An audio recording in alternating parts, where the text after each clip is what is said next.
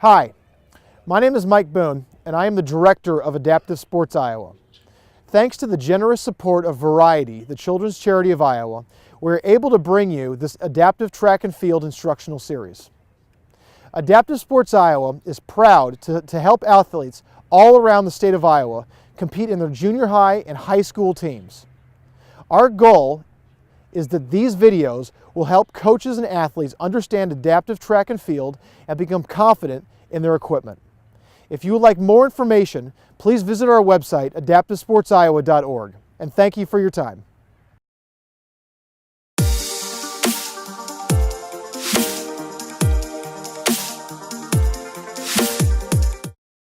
So we're just looking at some stretching and warming up exercises. We use a band a lot of times for our stretching.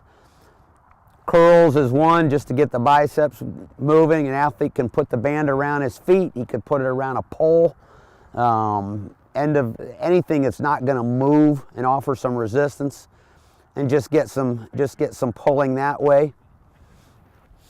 And so if you from behind like this, and the athlete is just trying to stretch the tricep and just working straight up and down that way,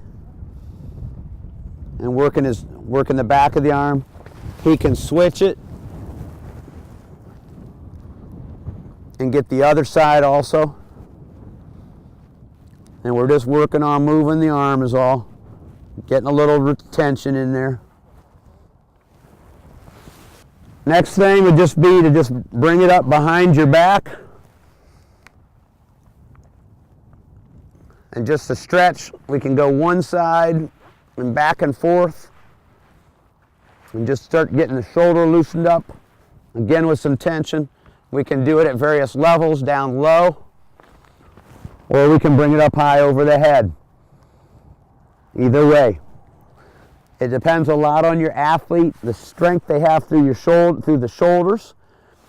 Also, how much mobility do they have? If a kid doesn't have a lot of control over his abdomen, or if he's got some impairment, perhaps on one side is not as strong as the other, it may limit what he can do and how much pressure he can put on there. And just as we went behind, we can go in front and just kind of stretch out, bring the arms back behind us. So we're trying to bring our arms back this way a little bit and just get the front, the chest, and just working out and in. You don't have to do a lot. You're not trying to move, we're just trying to get things loosened up is all. Any stretches like this, you can do partner stretches. Move the band. Go ahead and grab it. And he can pull down. Just be careful not to let go, either one of you. And we can work this way, again, shoulder strengthening. He can also work, before we were pulling, put the hands inside. And now we're stretching this way. And again, just trying to get to different parts of the shoulder and the chest, trying to loosen up a little bit. Try to build some strength. Flexibility is strength. So the more flexibility we can get, especially as those athletes are hitting the wheelchair and coming back on the recovery, the more they can get this recovery, the better. And the only way we're going to get that a lot of times is just to stretch.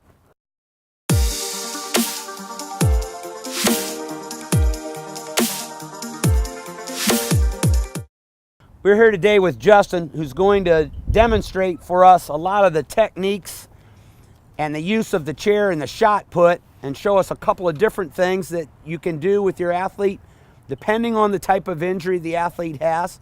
But he's going to show us how to use the hand grip and the best angle for that, and then also explain some of the features of the chair itself and how best to use the chair to optimize the throw. So Justin? My name is Justin. I'm an F54, which means I have a T2 injury level. Today I'm going to go over the T2 spinal cord injury. I'm going to go over the utilization of the pull, the throwing techniques, and also the procedures of which it is to throw. First, utilizing the pull on the throwing chair is the biggest essential part of the throwing, more than any part of the technique. The pole will not move. It is sturdy. When you hold on to the pole and you're getting ready to throw, you lean back on it. You bring your implement up to where you're going to throw it, which is right in the jaw, underneath the ear. You lean back to get the most push as you can, and this is where all your power comes from, pulling on the metal pole. When you pull, it brings your whole body up. That's half your motion. So when you pull as hard as you can, straight forward, and then the release of the implement. But reminder is if you pull at any direction, too far left or too far right, the shot put will not go at the right trajectory that you want it to throw at. So when pulling, you want to pull straight, throw straight.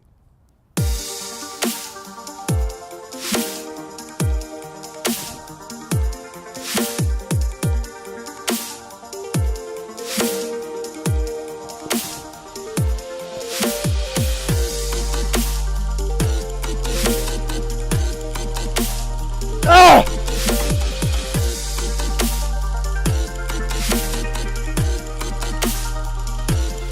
Ah!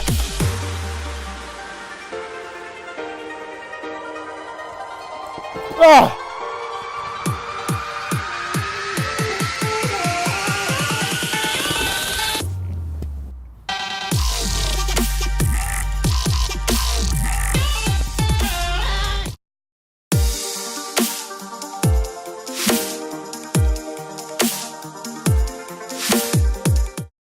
We want to talk about just a couple of rules that are specific to Iowa competition. One would be the placement of the chair. No part of the front of the chair can be in front of the toe board. The chair has to be behind the toe board, which really shouldn't be an issue as you tie things down. Another thing, sometimes coaches, we get worried about touching the top of the toe board. In Iowa, that is not a foul. So if the foot comes in contact because his foot slips off the rail or out of the support, that does not count as a foul. One thing he cannot do, according to Iowa rules, is he cannot use his if he has control of his legs, he can't use them to push off. And if they push off from the lower body at all, then it is going to be a foul. It must be an upper body throw. And this is something that Justin is emphasizing, is that push-pull of the upper body to generate that force. And that's what makes that so important. One other rule, if you watch right across the seam here, the leg cannot come off the chair. If the leg lifts, it's probably an indication that the kid pushed with his legs, okay? But if this leg comes off the chair, then it will be a foul on the throw. But other than that, as long as he stays completely seated and the throw is a upper body throw, it's going to be a good throw. One other rule is that the joint, the back of the leg, has to touch the front of the chair. There can't be a space here. That will be a foul also. So we can't come up, we can't come forward. Anything else, it's a good throw.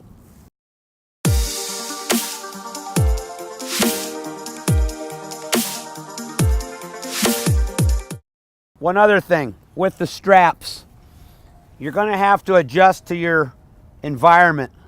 Some places are going to have a cement pad, and you're going to be able to do as we did here, and you're going to have to just strap to whatever's available to hold the chair down.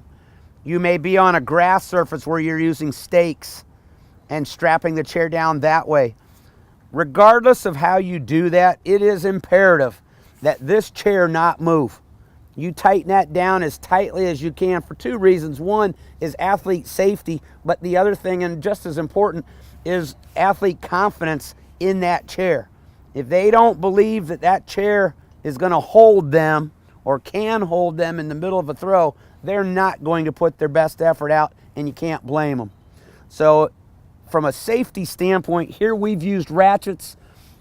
Who knows what you're going to have to use or what you will have available. But if you talk to your meet managers ahead of time, I'm sure that they can work that out.